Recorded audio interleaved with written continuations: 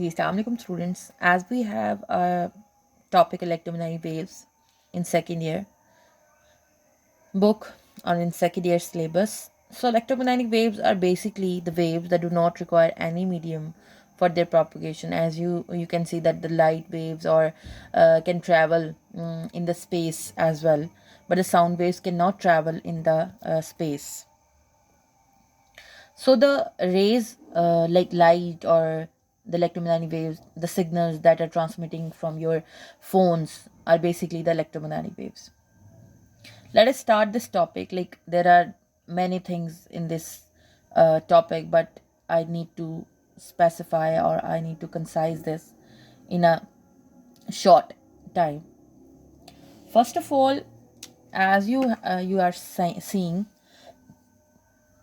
waves that do not require any medium for their propagation, called electromagnetic waves.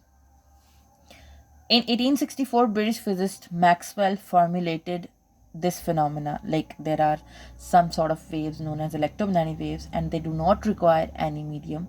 That is done by Maxwell's, and he produced some phenomena, or you can say the equation. That equation shows that changing magnetic field produces current. As this topic is in the chapter of alternating current in second year syllabus, chapter number 16, this is all about the production of electricity current because of the magnetic field. There is a situation in an physics that if we have a magnetic field, there would be current, and if we have a moving current or a current, there would be a magnetic field, definitely. So Maxwell also proved it by his equations. First of all, before taking account the electromagnetic waves or its characteristics, the phenomena that Maxwell proves is basically here. There is a rod, or you can say change of magnetic flux is taking place through A and B as is shown in figure. Because of the magnetic flux changing, because of the change in magnetic flux, there would be production of current around its surface. Because of the magnetic field change, there is a current, and because of the current over here, there is a magnetic field outside, like here, like this, magnetic field, like this.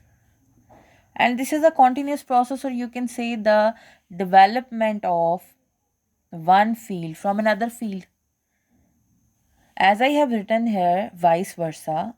So it is like basically when we produce a magnetic field, there should be a current, and when there should be a current, there would be a magnetic field.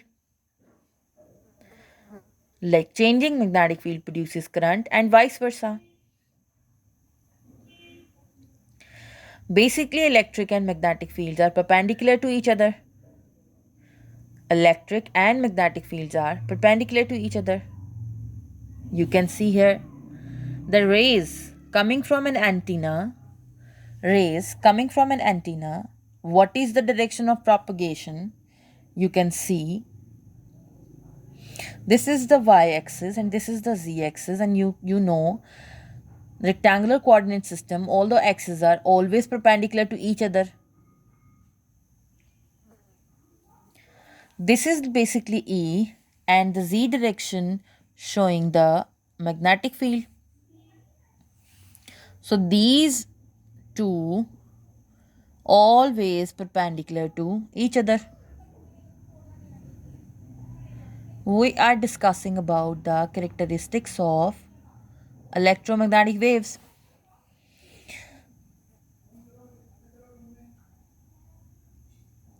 If you have got this, the electromagnetic waves that do not require any medium for their propagation, it can move in the space.